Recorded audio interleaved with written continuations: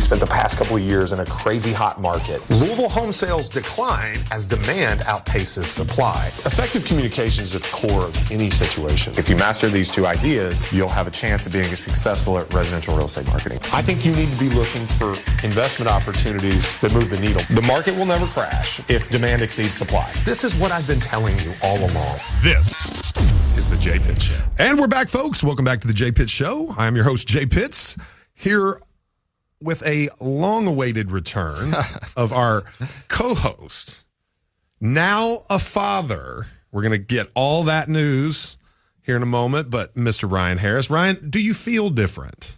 I do feel a little different. A little more tired. A little more tired. I told you. I tried to tell you. There's not going to be that many I told you so's. I tell you, the first week, it feels good to be back, first of all. It feels like it's been a while. I've enjoyed the other shows you did. I want to ask you about that. But yeah, the first week's tough on the sleep. Dude, like it is a shock. Like I remember like leading up to knowing, like, and then well, you warned me. And I was like, whatever. Well, your son came a little early, right? Like 2.5 weeks. 2.5 weeks. You know, it's funny. My first came about 3 weeks early, and we always discussed, did they get the due date wrong? Or because my son was fully grown, like he was big. He was he was 8 pounds 3 weeks early. So, like, did they get the date wrong? Maybe. But it is. I remember seeing you leading up. Like you running your long runs on Saturdays and things, and just thinking to myself, man, that's about to change a lot. I've done good working out still. The first week, not as much, but I guess the first week we had them back. I got 3 short runs in, got to the gym a couple times. Okay. So well, that's good. It's definitely not the same volume, but I'm trying to stay consistent. You can, and I hope you do. I really do. And I didn't go into fatherhood with a plan to stay active. Like I was kind of like not at my best at that time. I'd run a marathon. I had done some things that were good. I'd gotten myself in shape a few times, but I wasn't like consistently in the gym or running. And so, like, it was just easy to kind of let it slide. And so if I had to do it over again, that's something I would have. Because you can definitely do it. You have the bandwidth if it's a priority, a serious priority. But anyway. Yeah. I think it's a little different times now. I feel like the health and fitness industry is going through a massive movement with influencers online and a lot of actually, like, good info being out there. I feel like it's weird to say, like, health and fitness is going the same way as wealth. Like, the rich are getting farther apart from the poor, and the healthy are getting farther apart than the unhealthy. That's a great point. I think short form video specifically lends itself very well to fitness. Mm-hmm. And I hate to say this is a bit of a kind of a first world opinion here, but like all that information was probably available on YouTube always. Yeah, but it wasn't served to you in the way that other short form video is with the algorithms and how specific and impactful they are now, which algos get like a bad rap. Like I think they mostly, do. But I couldn't tell you like how many times I click an ad on Instagram just so that I see more. Yeah. We've talked about that on this show. I go Google something if I'm looking to buy like a new hat. I'll go Google new golf hats, and then I get ads for the next week on Instagram. And that's it. And you never know when you're going to see the one you want. But, like, it's the same thing with fitness stuff. Like, we joke, like, what's in your search screen on your Instagram? Unfortunately, sometimes it's not the best stuff. It's them making assumptions about you. But you can't deny, like, I've taken a much more higher interest in golf lately. I see a lot of golf content.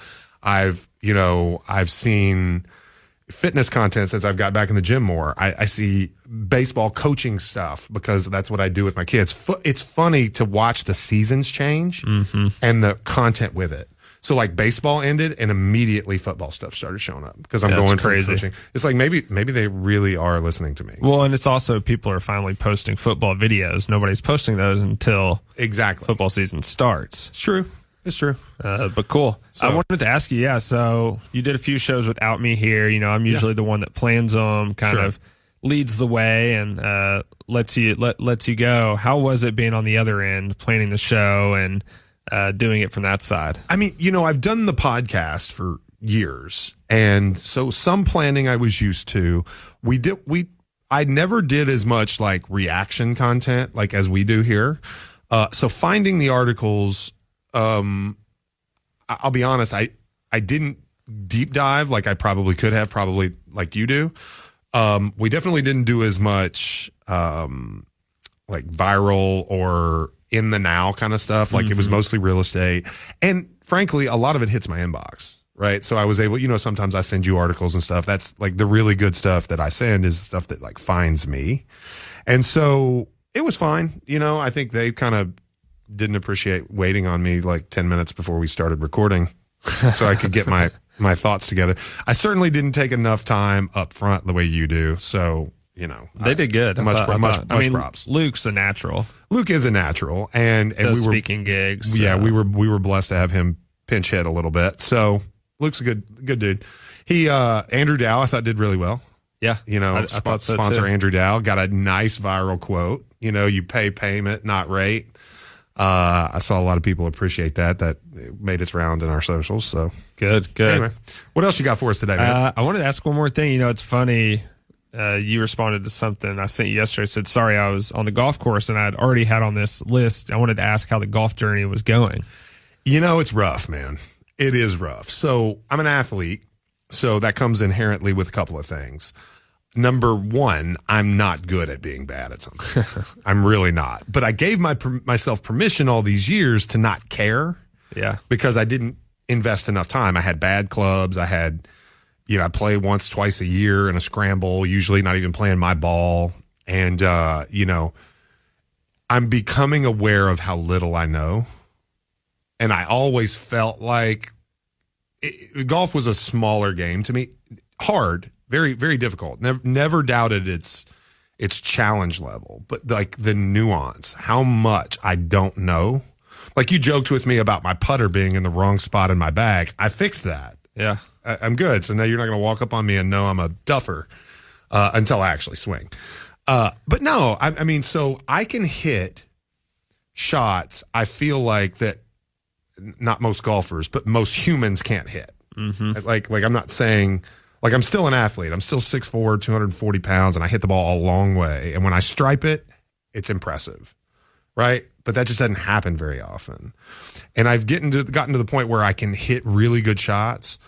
But I can also like hit really, really bad shots. And it's, now that I'm investing and starting to care a little more, it's tough. It's tough. I'm dealing with it. They joke with me, Hoagie and Jeremy and those guys that play a lot more than I, they joke about the steps of golf addiction and which step I'm on. So anyway. Yeah. Well, let me know when you want to play. We still never played together. I would love to play because I'd love to just get you to. I told Matt Hoagland yesterday, I said, can you please just like as you approach a shot, just talk me through your shot. What are you thinking? Why do you put the ball where you put it in your stance? Why are your hands forward? Why are you doing this? What are you trying? What kind of shot are you trying? Because I just don't know any of those things. The way I know every other sport that I've been involved with in my life, I don't know any of that about golf. Yeah, a lot of the other sports, if you're an athlete, you can just figure it out. But golf, well, he tells me yesterday, he's like, you're playing because I was playing a lot of long irons because I wasn't getting off the tee well, and I'm smoking 4 irons like 250, like into like short par 4 greens, right? And I'm like actually like having a chance to score when I do that, but then I end up hitting inevitably a 9 iron.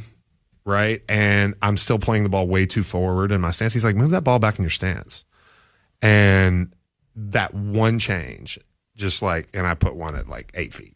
Yeah. You know what I mean? And then it's you like, try to do it again. And it doesn't work the second time. You're right. But I don't know those things. Do you have your team for the scramble yet? I'm putting a team in it this year, the Remax Charity Scramble. Yeah, I don't. We haven't gotten that done yet. That's going to be coming very soon. I have to decide how many teams I'm putting in. We're trying to decide.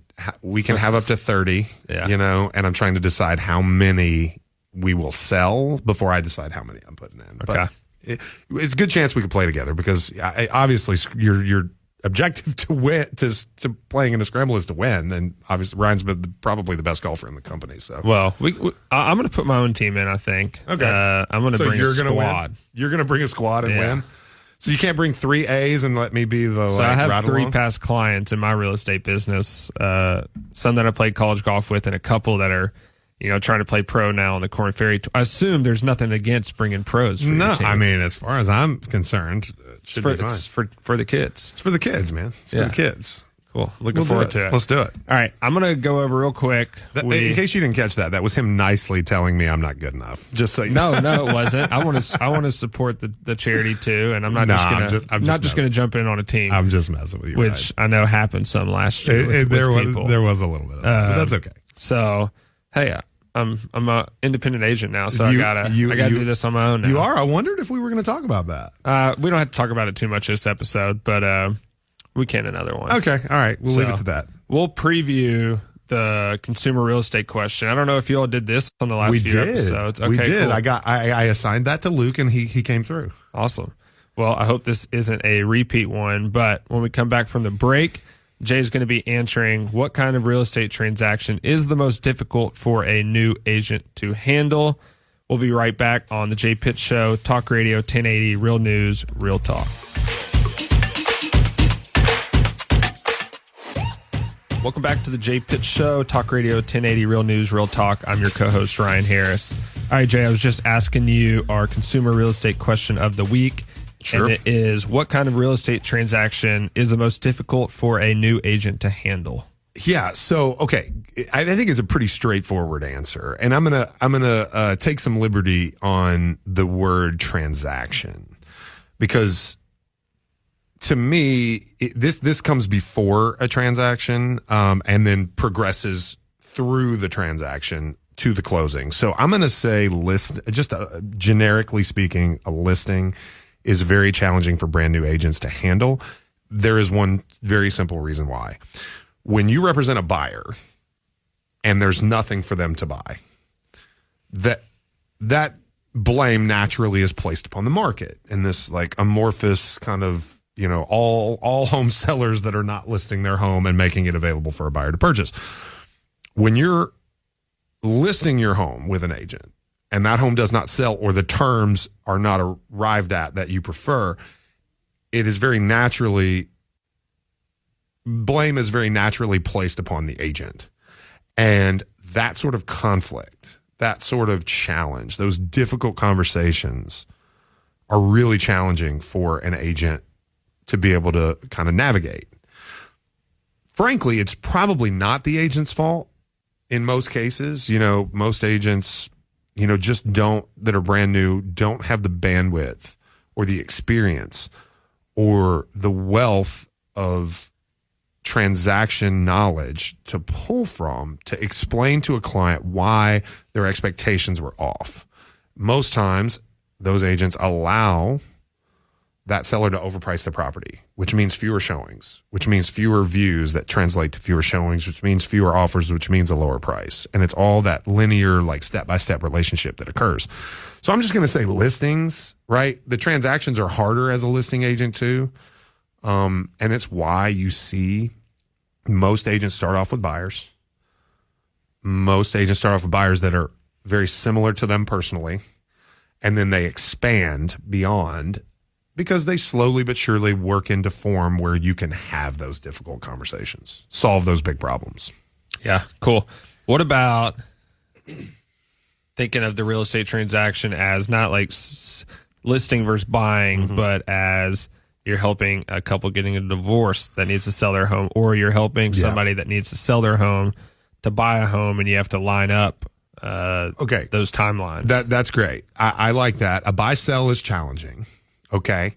A divorce is challenging, but I'll put a buy-sell above a divorce in terms of difficulty, because it's really two transactions, right? It's really two transactions. If you're lucky on a divorce situation, as the agent, you get a buy-sell, but you may not. Parties may be waiting. I've actually in my career done a sell and two buys as a result. I've helped both husband and wife that were getting divorced. We sell their home, and then we sell each of them a home. That is very unlikely and atypical. Usually at least one party waits. But the most difficult, I will say, is probably an estate. probably I'd rank that above a buy sell. An estate, because it's very emotional, right? The property often needs work, or something has been neglected, right?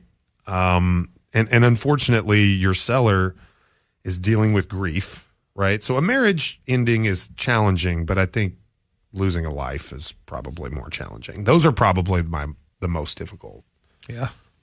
Short sale would be right up there, but I'm going to give an estate or a probate type situation. I'm going to give them top bill on toughest transaction type, if you will. That makes sense. Any others? No, we hit most of them. The divorce is a big one. The move up, buy, sell is challenging. A short sale, a pre-foreclosure, a bankruptcy sale. And those are all kind of the same thing. Gotcha. Cool. All right. In the beginning of the show, Joey mentioned, I am a new father, had a son. So I am asking this question for myself. Maybe it'll help somebody else out there, or maybe this will be one of the clips on social media and might help somebody else. So just, pretty general, what's one piece of parenting advice you would give to me as a new father? This is the thing. I have one. The one that I tell everyone. I like my sayings. It's really all just about context. And it's understanding what parenthood is, in my opinion, because your experience is going to be different than mine. Sure. So if I said you should get this kind of bottle or you should get this kind of stroller, all that is like, I've had limited experiences that would be really. Just to clarify, that's not what I was asking for. No, I know, but I would be really unwise to try and offer that kind of advice. So what I'm going to say is an understanding of parenthood and the difficulty or lack thereof. And what I say is that you need to understand that all of the hard stuff is temporary and all of the good stuff is permanent. About parenting. So it's kind of deep, right? Yeah. Right. But all of the hard stuff, the lack of sleep that you're probably going through right now, is temporary. It will be over. There will come a day. There is an end in sight. You may not know when it's coming. And honestly, the transition from hard to easier happens almost without you realizing it. You're like, wait a minute, I've slept through the night 3 nights in a row. What? And then it'll never happen, and you'll get some flare ups and some curveballs, and that's fine. But it's almost like that. Those problems, they go away forever. The diapers, they go away someday, right? Can't wait. The pacifier, it goes away. The colic, it goes away. All the challenging stuff. Like, I'm not there yet, but like adolescence and adolescent angst, it will go away, right? But the good stuff, the living for something more than yourself, having an impact on another life, all that stuff, like you can't quantify how great it is. And you just don't understand it. You cannot possibly understand it until you do it. And so it's funny. I'll tell a quick story, though, also. When I was in like probably the haze that you've been in over the last few weeks. It's a good way to describe it. It's a haze. And I was selling a piece of bank foreclosed property in Hardinsburg. And I had to like run out there because this fella that was buying this piece of investment property, this foreclosed property, it was pre-dot loop, there were, online signatures, but they weren't really acceptable in all cases. So I had to run out there to get some signatures, right? And I'm kind of in this haze. And I probably hadn't shaved in a couple of days, and I wasn't looking my best probably. And I met this old fella that was buying this house, country guy out in the middle. I think we met at the McDonald's in Hardinsburg, right? Nice. To sign contracts. And I get a massive coffee, and I walk over to sit down, and he had to wait on me a day or two to be able to free up to get out there. And it was because I was at home, with Jen and Preston, my oldest. And he could just tell that I was frazzled, and as much as I tried to like hide it, he could tell. And he got me to open up, and I guess it was just like I hadn't talked to anybody about it yet, really. And so I just kind of gave him the floodgate of everything I had going on. And he reached over and he put his hand on my arm and he said, "Son, you do know you're not the first person to ever do this, don't you?" And I said, it just really put things in perspective for me. And I was like, man, stop feeling sorry for yourself. You got this. It's going to be fine. We're going to move on. So yeah, that was a real conversation that happened. And that's awesome. Put it into perspective for me. So yeah, that's awesome. So, you mentioned diapers. The diapers will end at some point, and it's fitting you brought that up. I have an article here. It was kind of going viral on social media over the last week. And the headline is Millennial Dads Spend 3 times as much time with their kids than previous generations. And there was a stat in here, which is almost hard to believe. But it says back in 1982, a whopping 43% of fathers admitted they never changed a diaper. In recent years, that number is now down to 3%. 3%. Okay, I can't believe there are still 3%. Yeah, I know that's hard too. But 43%. I don't know that my father changed very many diapers. Sure, he changed one. I mean, at least one. But yeah, it was incredible. In that article also, I had to do a double take because it says it quotes an amount of time that millennial fathers spend on household chores. I think it's like 30 minutes a day. And I had to double take because it didn't sound like a lot at first. And then I thought to myself, how much does my wife spend on household chores on a daily basis? And if it's 30 minutes, it's not much more than 30 minutes because we don't spend a lot. I mean, we do a little bit of laundry. We do a little, we do some dishes. We take out the trash. It is what it is. And it is much more balanced, right? Jen doesn't like dishes. I do the dishes. I won't say that I hate laundry, but she takes the lead on laundry, right? She does dishes sometimes and I do laundry sometimes. And so there's some of that. Cooking, I would give her probably 60% and I cook 40%, right? And so things are approaching parity. I don't think they're quite there, but approaching parity. There's some things that we can't do physically and they can't get away from physically. So, and I think that's probably rightful, but yeah. Anyway, that's good. Yeah, laundry. I don't mind laundry, but folding clothes. That's my arch nemesis. Do you guys do the basket of clothes? Oh yeah, just pick it out, steam it, and then go on. Throw it back in the dryer 4 more times with a wet towel. Anyway, all right, folks. I think that's about all the time we got for this segment. We'll be right back after a couple of sponsors here on the Jay Pitt Show on Talk Radio 1080. And we're back, folks. Welcome back to the Jay Pitt Show here on Talk Radio 1080. So we closed up the last segment talking about, parental advice, right? And trying to see where that went. So I think we're ready to get back into some current events. Ryan's got a few things lined up, maybe even some things that we talked about while he was out, but I'm anxious to hear his opinion. So let's see what you got in store for us, Ryan. Yeah, have a decent amount of current events here. While I was out, I was just thinking of different things we could talk about. But, a lot of these have all happened in the last week, when I was leading up to coming back. So, JCPS. Yeah. So that's a big deal. National news. It's a thing. You like to make national news for positive reasons. Unfortunately, most news that gets any attention whatsoever is not positive. But yeah, so, where do we stand? We stand that I think restarted school today or tomorrow. Anyway, it's coming. No, they restart the elementary and middle school restart tomorrow. Right. High school Monday. So basically, yeah, I mean, I've been following a lot of buses practicing their routes. I've heard anecdotal, gossip. I don't think that these are real, salacious, kind of sources, if you will. But, what I'm hearing is the routes didn't get out in time. They didn't have enough practice. There were a host of issues. And they seem to think with some new consulting, from UPS and some